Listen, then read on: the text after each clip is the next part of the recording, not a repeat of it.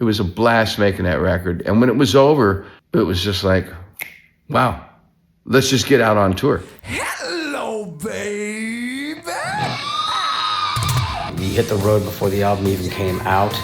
And, you know, you always got a little bit of apprehensions, like, oh my gosh, how the fans, you know, what are they going to think and whatever. But we were pretty confident because we knew we recorded a great album. And just going out there playing songs like, you know, 5150. And, I mean, the fans pretty much right from the get-go embraced Sammy and said, wow, these guys are freaking rocking again. And it was very cool. And, I mean, you know, it was just like, it was a rebirth of the band. You know, I hate to use that term, but that's how it felt. You know, we were all having a great time again. Even to this day, you know, we're doing the Best of All Worlds Residency in Vegas and still playing songs like 5150. Joe Satriani, without trying to be Ed Van Halen, does a great job.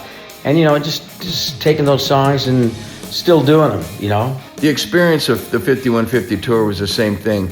We didn't want it to end. We just kept telling our manager, add more dates, because everything sold out instantly. It was like boom, boom, boom, boom. How many nights you want to do in Detroit? How many nights you want to do in San Francisco? How many nights you want to do in LA?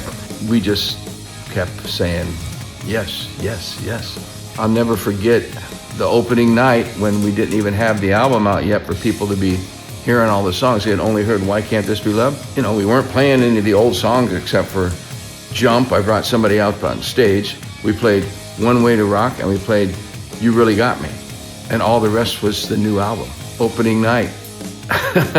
We were kind of nervous, you know, and we walked out. They tore the barricades down, bum rushed the stage, almost had to stop the show immediately, but, you know, we just kept going and it was just like, wow, wow, wow.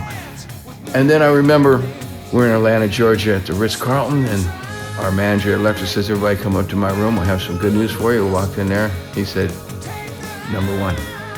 And it stayed there for 3 weeks, I believe, maybe 5 weeks. It's hard for me to remember. But I do know that we celebrated like a mother. Yes, we did. And we celebrated a long time after that. It was the first #1 album any of us had had. It was already sold 1 million records like the first couple weeks. Playing those songs today, songs like 5150 and Summer Nights especially, Good Enough, they seem so fresh even today.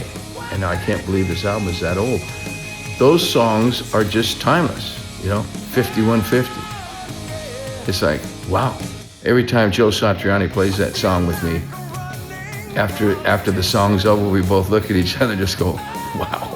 You know, what a piece. It's just such a great piece of music, and the lyrics just roll in and out of that crazy busy guitar lick. Anyway, what a great record. I look at it like it was a honeymoon that we took on the road. So much fun, and it continues to be so much fun. And we're doing it all for you guys. Anyway, that's about it. Come out and see us, and you'll see what I mean.